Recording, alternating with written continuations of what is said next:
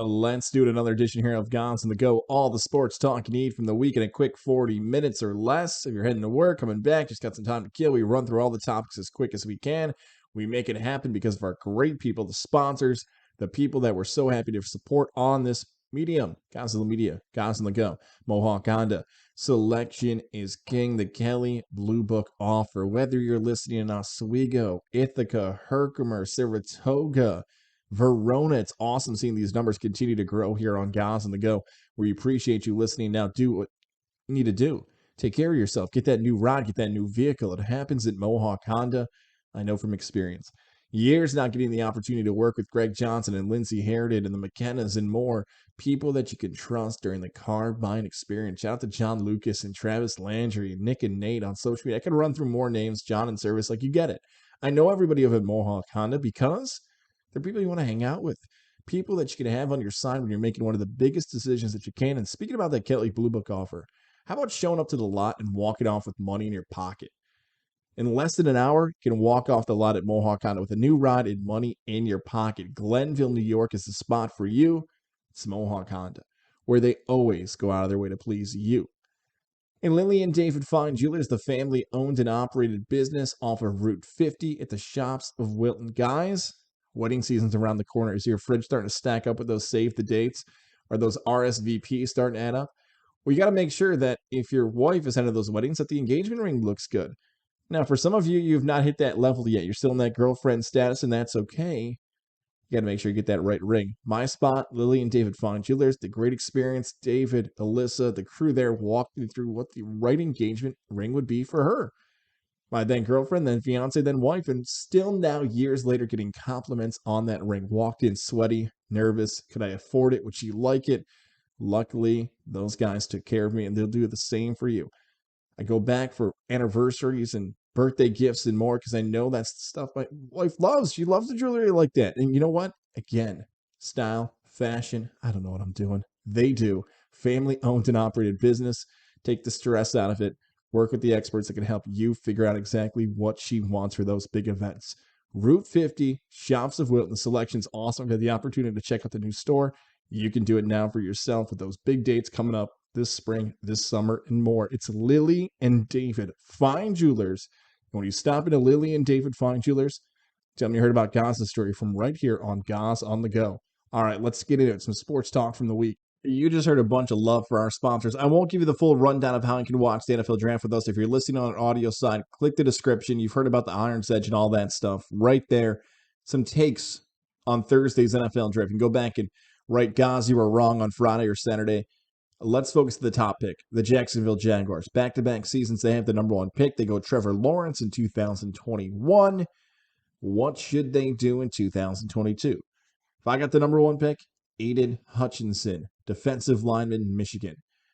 Only a few times ever have I watched a player go from, hey, who's this 97 for Michigan in September to, I'm convinced he's the best player in the country. Second on my ballot for the Heisman Trophy this season. We'll tell the story at Iron's Edge about how my love for Aiden Hutchinson changed, but he's the best player. A monster the size of Chase Young with the number one pick. Go get the best player. Aiden Hutchinson for Michigan. Now, Trayvon Walker's getting a lot of love. The rumor is that he's now the odds-on favorite to be the number one pick. The GM for the Jacksonville Jaguars, Trent Baalke, has shown a history of taking players with intangibles.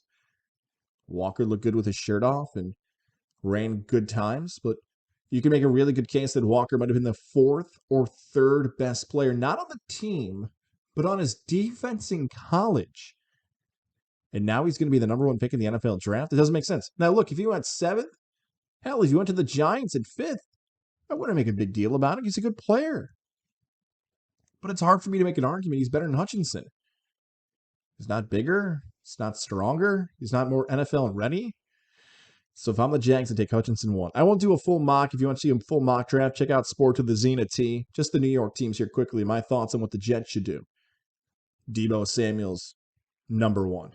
Go get Deebo. You've got the ammo right now to do it. I've heard rumors that, well, the Jets can move some of their second-round picks on day 2 for 2023 picks. Use the picks. Then why did you make the trade if you're thinking about trading for next year? Just make the picks. Use them. You've got the picks. Use the picks. If you want to go get Debo, go and do it. It's hard for me to believe that the 49ers are going to trade Debo Samuel when they're a game away from the Super Bowl last season and they know that's their best player. I know Debo wants to get paid. He's doing the business side of it. He saw Tyreek Hill and Devontae Adams' deal, but it's a lot easier to trade those guys away when Aaron Rodgers and Patrick Mahomes are throwing you the football and Trey Lance is likely going to throw you the football in San Fran. So option one's to go get Debo Samuel. But if that doesn't happen, boy, I look Derek Stingley Jr., a little Albany bias. His dad played for the Albany Firebirds, but Derek Stingley Jr., as a freshman, played just as good, if not was the best player on the LSU defense for that national championship team with Joe Burrow, Jamar Chase, Justin Jefferson, an all-time great team. Go get Stingley. So he got hurt. He didn't rush back on the field. He took care of his body to get ready for the... He's been the best when healthy. Sauce Gardner, I know from Cincinnati, gets a lot of love. Go get Stingley Jr. And if there's a wide receiver you want, take him at 10. Drake London, Chris Olave, Garrett Wilson. You got some wide receiver options if it's not Debo Samuel. So I would go Stingley Jr., wide receiver. There's also a chance that if they don't get Debo, they take that wide receiver at 4 because if he's on the board, get the guy you want more. If you don't want Stingley as much as you want the wideout, get the wideout at 4. So a combination of wide receiver / Stingley is the best move for the Jets. As for the Giants, if Kayvon Thibodeau gets there, whoa, the beast from Oregon, the former number 1 high school recruit in the country, the only reason he's not the number 1 pick this year is because he missed a few games for the Ducks. Thibodeau is your guy. Kayvon Thibodeau. Could you make a claim that he might be the modern-day Jadeveon Clowney in the sense of took some plays off in college, didn't play up to par? Maybe.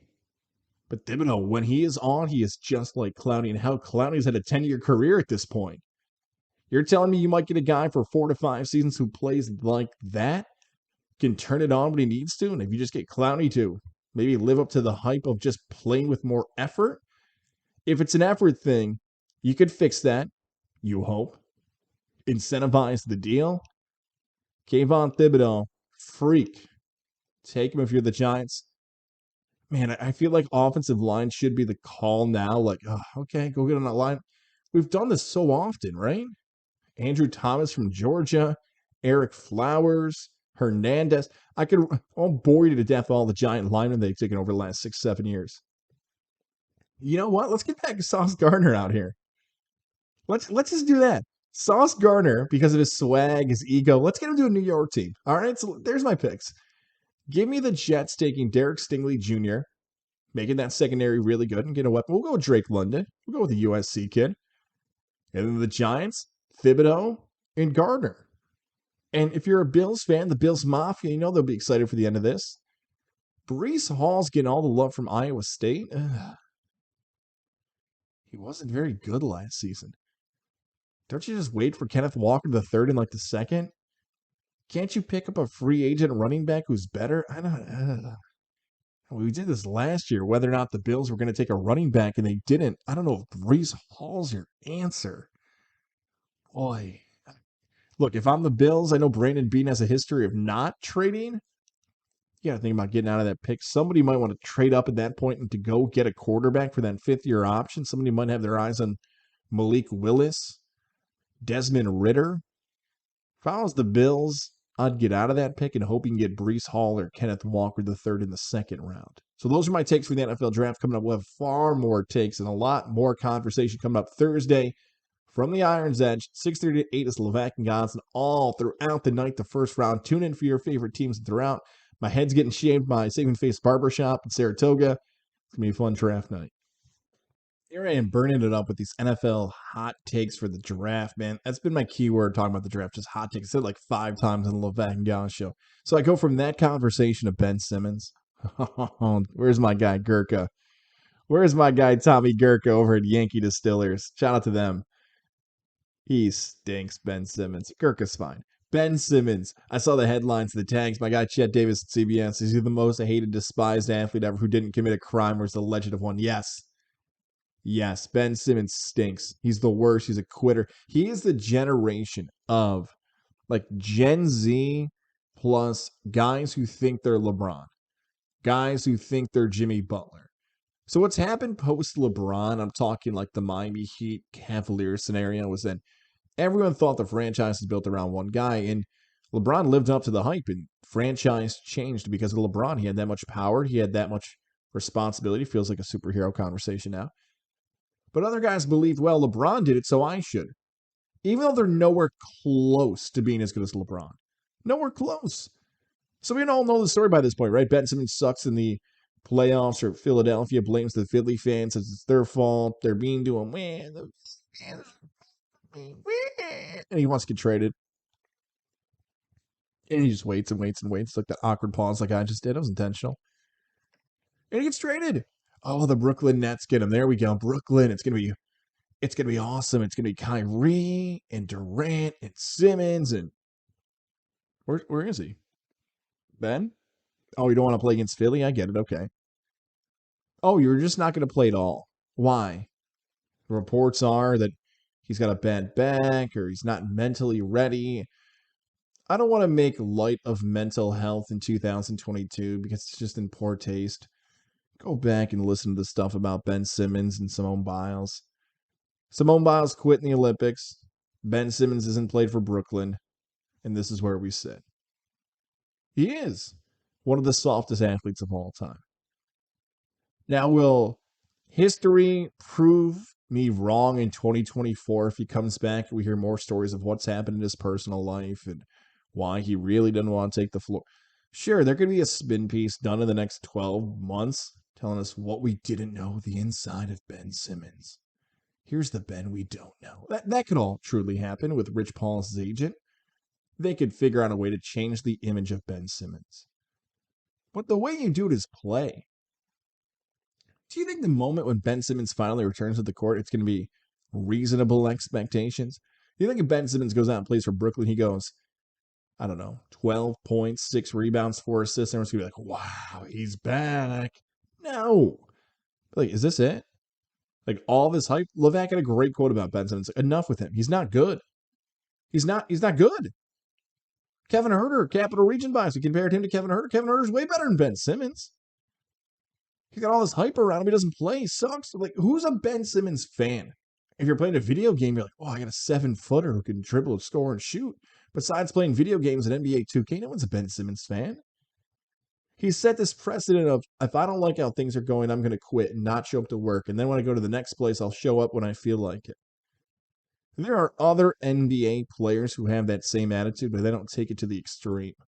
Ben Simmons is taking it to the extreme. Kawhi Leonard is taking it to the extreme. You know that friend where everybody's having fun, they're in on a joke, maybe they're playing a drinking game, and someone takes it to the extreme and ruins it. Like, man, I thought that line was drawn. I thought it was understood that you didn't do this. We're having a good time. Why'd you have to ruin it? NBA guys got it great. They figured out a way where they didn't have back-to-backs. People give them heat, but not enough to change it a big way that their guys aren't playing, but they're still making more money per player than any other professional sport in North America. But somebody's ruining it for him, and it's Ben Simmons. Softest athlete in my lifetime. I'll hold that take until I hear any different. Ruined the Brooklyn Net franchise. I watched it burn, and it was so good. Not a Durant fan, not a Kyrie fan. And Simmons, 3 dislikable guys on one team. And let's go Celtics. You know what? Let's keep that graphic up. I'd left that NBA graphic up. I want to keep that up because let's roll into the NBA playoffs. Easy transition here into the NBA playoffs. This feels like the movie A Star Is Born. Is that the reference I want to go with here with Lady Gaga and Bradley Cooper? Not the older versions because I wasn't born then. But it feels like A Star Is Born is happening right now where we're seeing those guys you just heard, right? Durant, Kyrie. We won't put Ben Simmons in there. But an old guard of this is the best of the league to the new guard. Jason Tatum, Jaylen Brown, Ja Morant, Brandon Ingram out in New Orleans. I know we're flipping conferences here, but you get the point.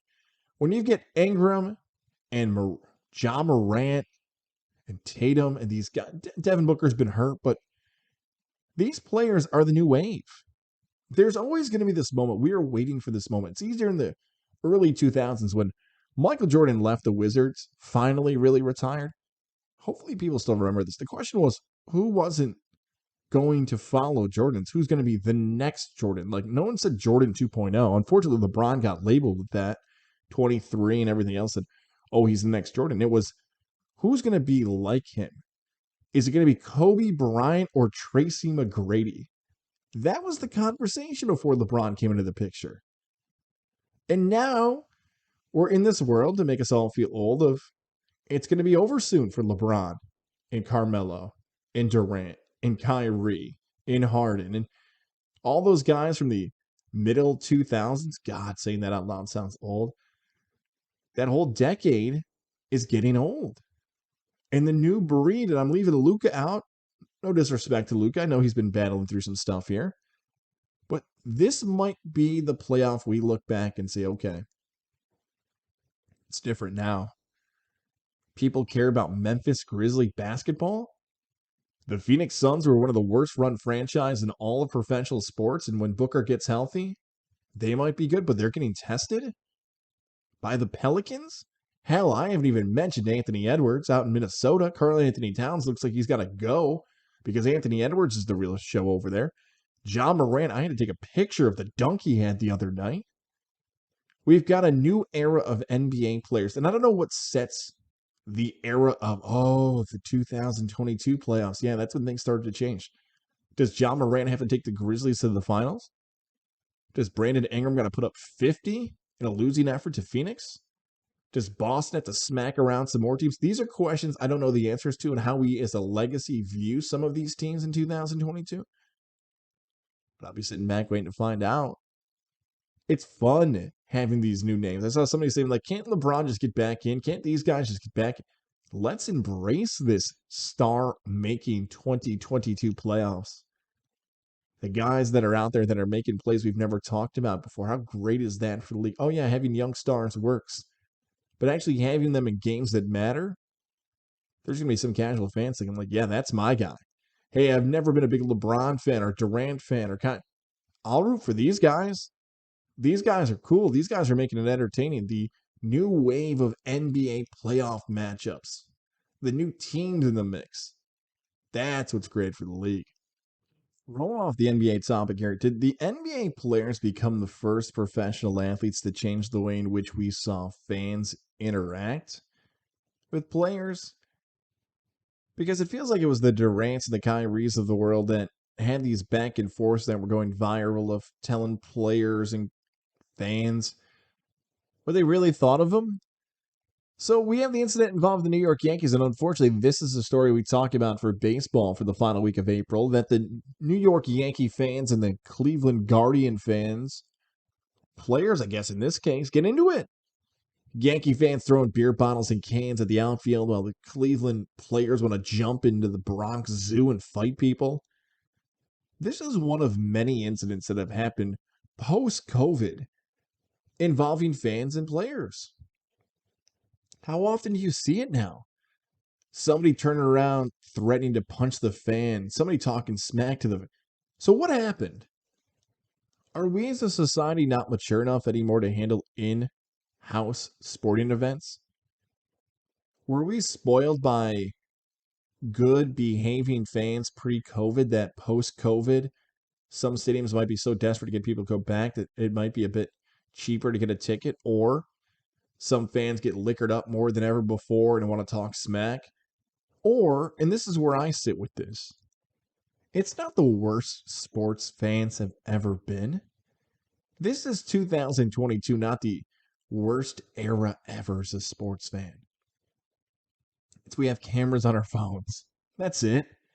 It's a different world we live in, where these interactions between fans and players on the court, ice, field can actually be recorded. You can watch what happens after.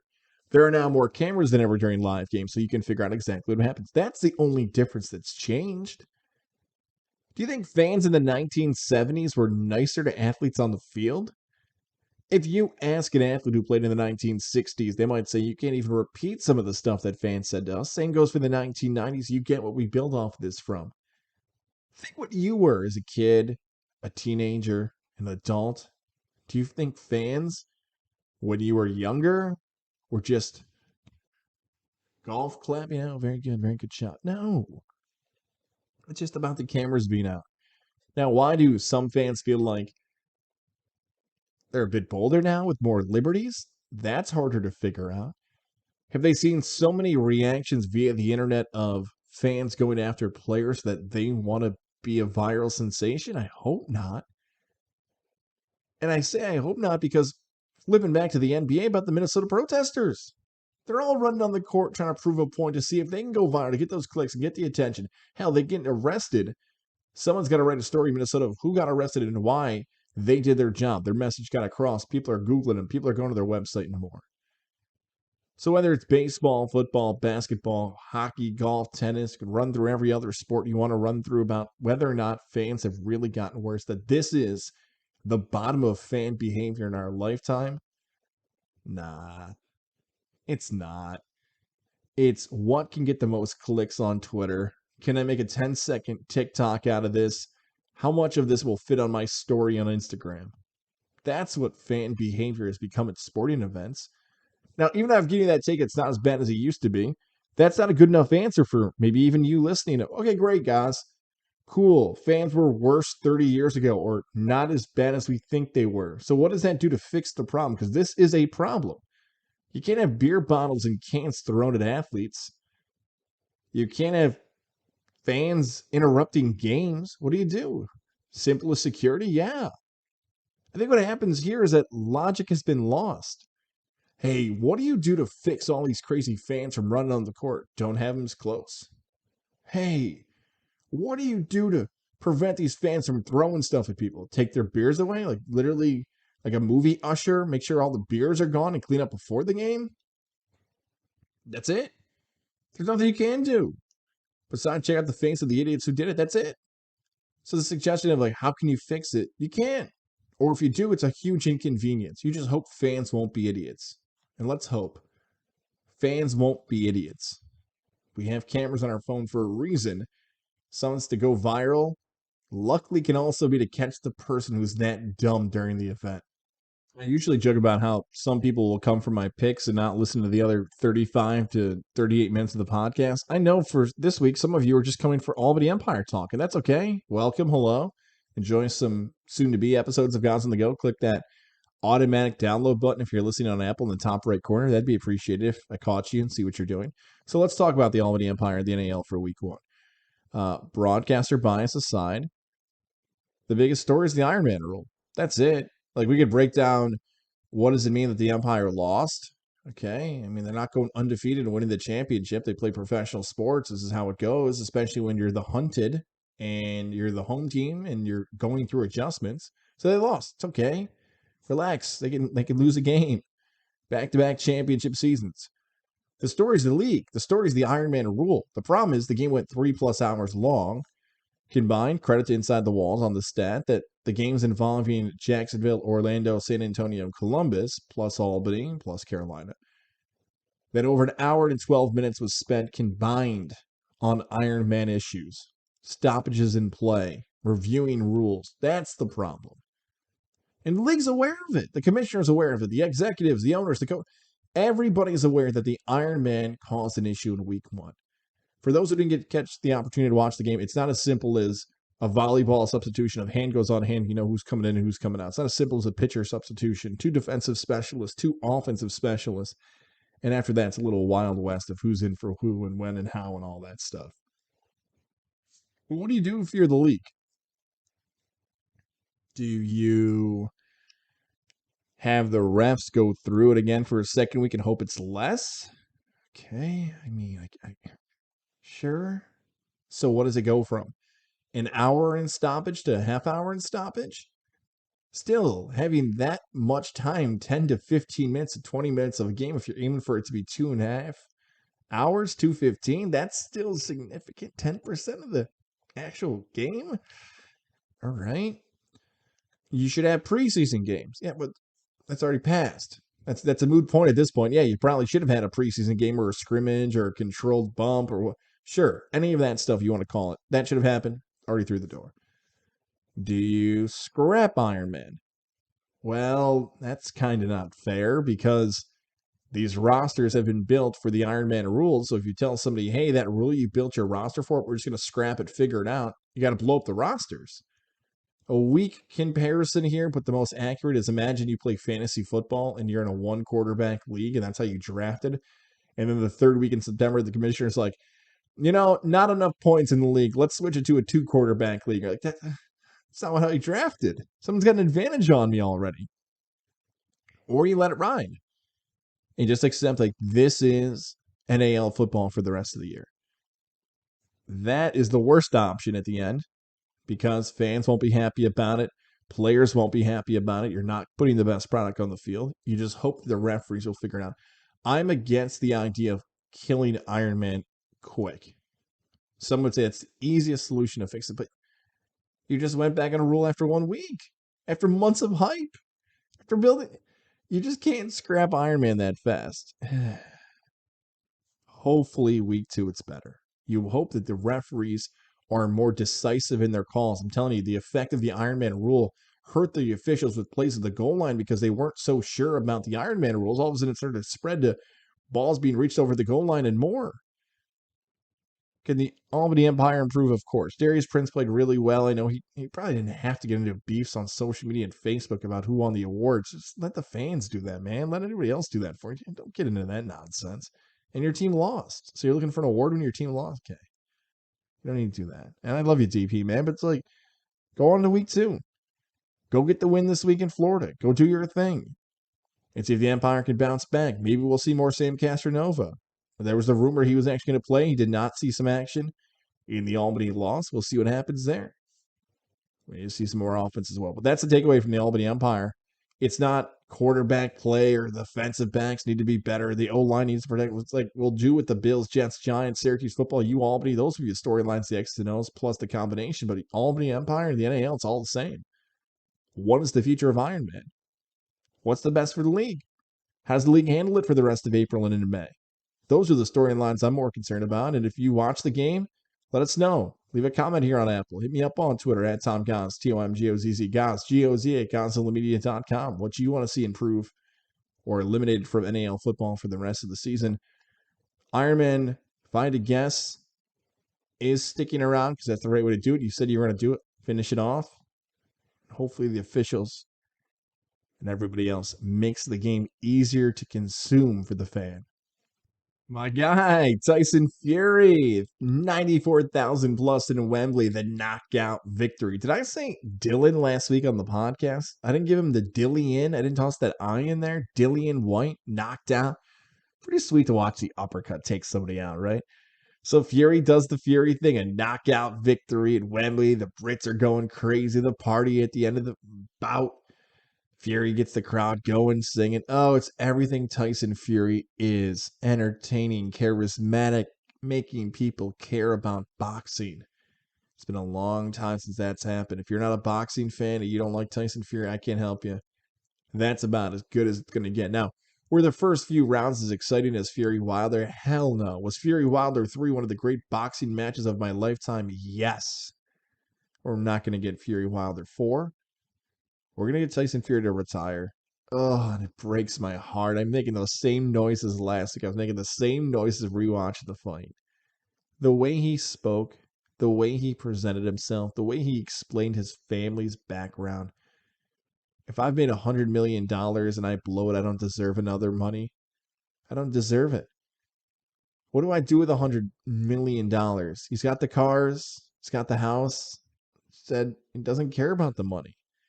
He cares about fighting, boxing, the gypsy lifestyle. So is this the last boxing sanctioned bout for Tyson Fury? Yeah. Even though I don't know what the hell he's going to do next. I don't know if he's a broadcaster, a podcast host, or a trainer, or what is coming next for Tyson Fury. His whole life has been about fighting and boxing. So maybe it is the fight with Francis Ngannou, where it's a hybrid mix between MMA and boxing. We've seen the boxers have the advantage over MMA guys before, whether it be Floyd Mayweather or hell, even Jake Paul against Tyrone Woodley. Ben Askren too. So advantage would be for Tyson Fury.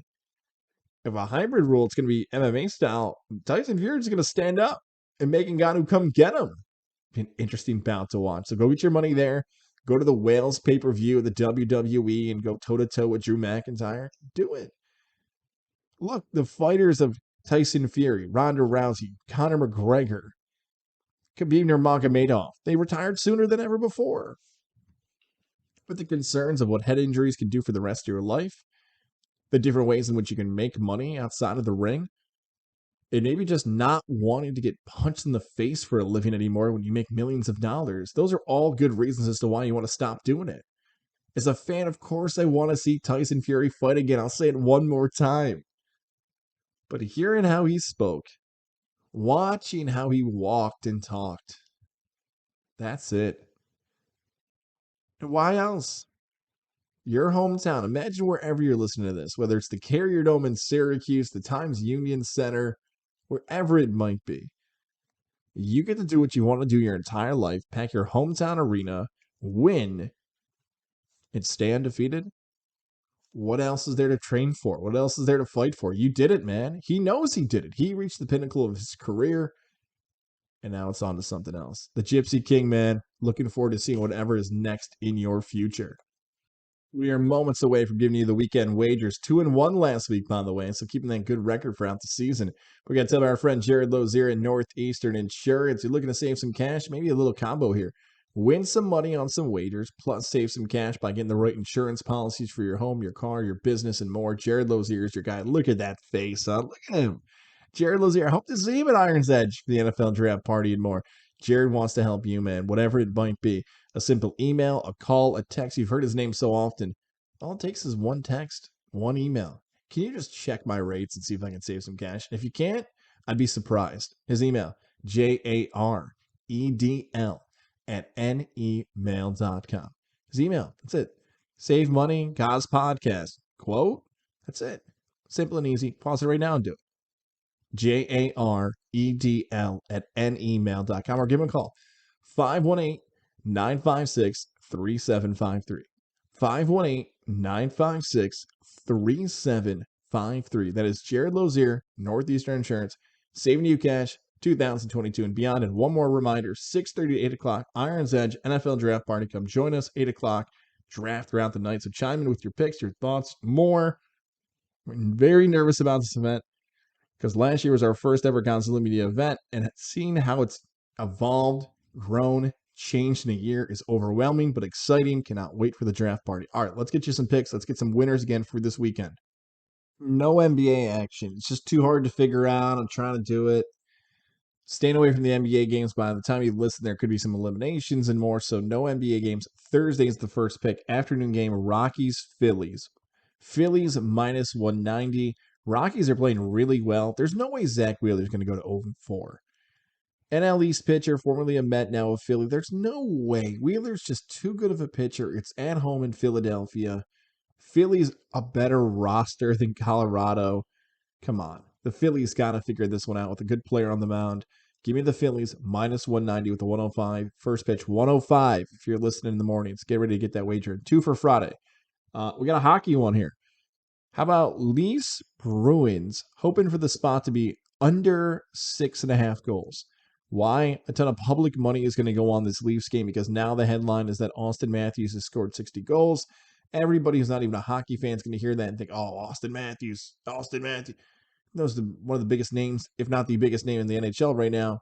A lot of public money is going to go on the over in this game. I'll hit the under 6.5 goals for Bruins Leafs on Friday. And Twins Rays. Rays are at home on a Friday, which means nothing, right? So give me the Twins, former Oriole Dylan Bundy on the mound, looking to push his record to 4-0. Old man Corey Kluber on the mound for the Rays. No advantage for the Rays. Give me the Twins, both 10-8 on the season when we're taping this. Give me Minnesota. So those are my picks, 2 baseball ones. Phillies money line, Twins money line, under Bruins Leafs. It's probably going to be like an even payout for you. Add that to the record book. Next time we talk, it's May. This spot next week for weekend wagers is all about the Kentucky Derby when we close out the show. So if you're looking for more action next week for basketball or hockey, be alerted, be aware. Derby talk next week in the weekend wagers. That's what we'll close with. Close out April with this. Come join us at the draft. Iron's Edge. Have a great April. Talk to y'all again in May.